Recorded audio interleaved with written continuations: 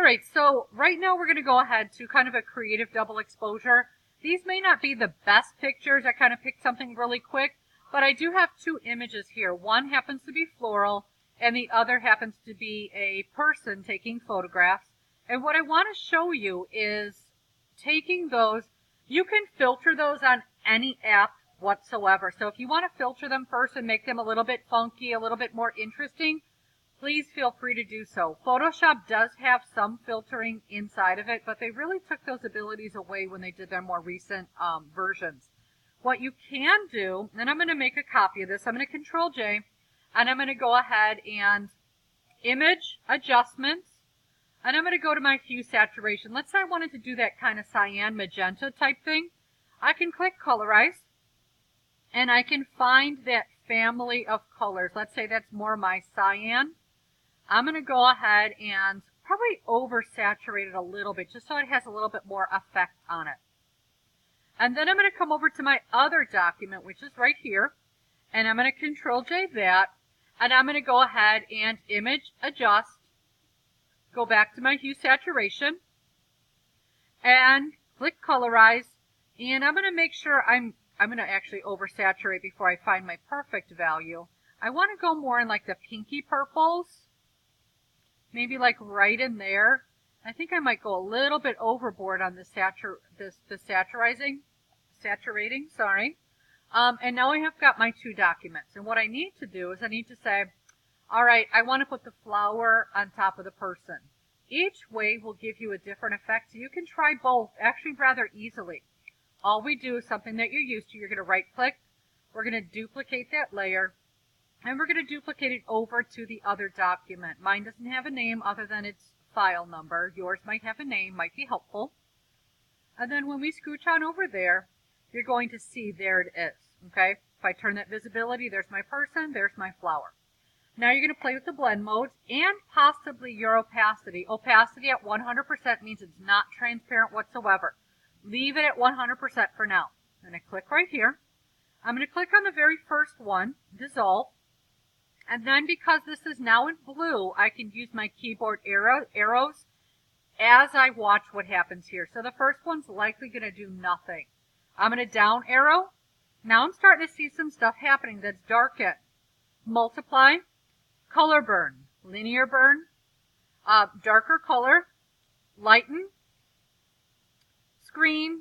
And again, you're going to keep going through as you're watching it and decide on whether or not, like, I think I'm liking what's happening with lighter color, and I'll explain kind of where we're going with that. So I can keep going through this one. I see more of my, let's say I like that one. I like the way it looks, but I see too much flower and not enough backdrop. I'm going to go ahead and click. I'm going to reduce that opacity. I'm going to see if I can get things a little bit more visible in there, okay? So I don't like it more pale. I really, really wish, I'm going to go back, click on hard light. It's in blue. Finish. Going all the way through, kind of liking what's happening in here a little bit, but you have to remember, if I can't see what the image is it a good picture? I mean, I really like the colors, but don't let that sway you from stopping. Now that's kind of interesting. I'm really seeing a great mixture with difference. I'm seeing that this is right here. Now the cool thing is, I can then go ahead and press the Enter key. It's committed to difference. Now I can actually go back to layer 2. I can change kind of where things are. I could free transform, and I'm going to hold that shift key. Let's say I want to make my flower area a little bit larger. I want to make sure that that flower goes right inside of where her head is. So now I get a little bit more happening out here. It's not so plain. I press the Enter key, and I've got a really cool double exposure. Now, if I do the opposite, let me go ahead and show you. I'm going to go ahead and right click. I'm going to duplicate that layer over to my other document. So this is just the reverse. Come on over here. You can see it's exactly the opposite. Now if I come through and I do the same exact layout, it's going to look exactly the same. So those two documents are identical. But some of the other, it's the only change is the sizing. I didn't resize on this one. The other one may give you some different effects depending on which one you choose. Like that one's actually quite pretty. If I grab that color dodge and I pull it down, maybe, I don't know, maybe I go in here. Now instead, maybe I'm going to edit the image. I'm going to go ahead, image adjustment, levels. And I'm going to see, oh, okay, so if I brighten up that image from the grays, I don't want to over darken the black areas. I might be able to balance that more to get what I want to get out of that photograph and make it more interesting. So again, I really, really want you guys to think about how it is you're going to deal with this and how it is you're going to end up with something that's really cool.